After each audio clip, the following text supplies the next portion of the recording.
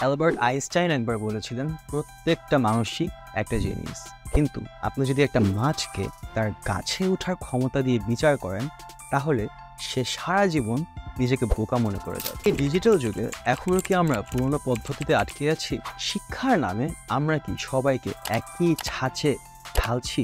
এই ডিজিটাল যুগে শুধুমাত্র কাগজে কলমে পাশ করলেই হয় না। টিকে থাকতে হলে আপনার জানা দরকার কিছু অন্যরকম স্কিল। চাকরির পাশাপাশি কিছু সাইড হাসল বা কিছু আয়ের উৎস থাকা বর্তমান যুগে খুবই জরুরি। শুধু কি চাকরির পিছনেই ছুটবেন, নাকি আপনার নিজেকে স্বাবলম্বী করার জন্য, আপনার ফ্যামিলির জন্য, আপনার নিজের জন্য ফাইন্যান্সিয়াল ফ্রিডম গ্যারান্টি করার জন্য স্কিল শিখবেন, জ্ঞান শিখবেন, যেটার মাধ্যমে আপনি নিজে হয়ে উঠতে পারবেন একটি স্বাবলম্বী এন্টারপ্রেনার? আমি আলামিন মুমিন। গত 10 বছর যাবৎ আমি ডিজিটাল মার্কেটিংয়ে কাজ করছি।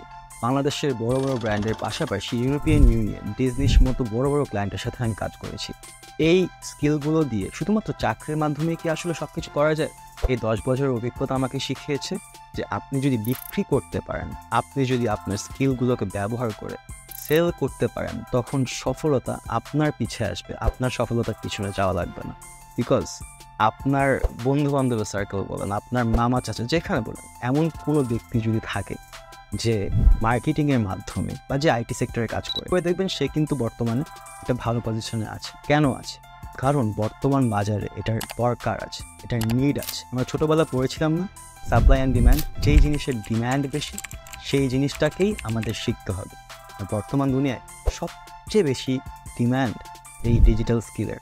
কীভাবে আপনি কাস্টমারকে আপনার কাছে আনতে পারবেন, কীভাবে আপনি বিক্রি করতে পারবেন, এই স্কিলগুলো জানার জন্য এবং এই বিষয়ে আরও ডিটেলসে শেখার জন্য আমাদের পেজে চোখ রাখুন। Thank you.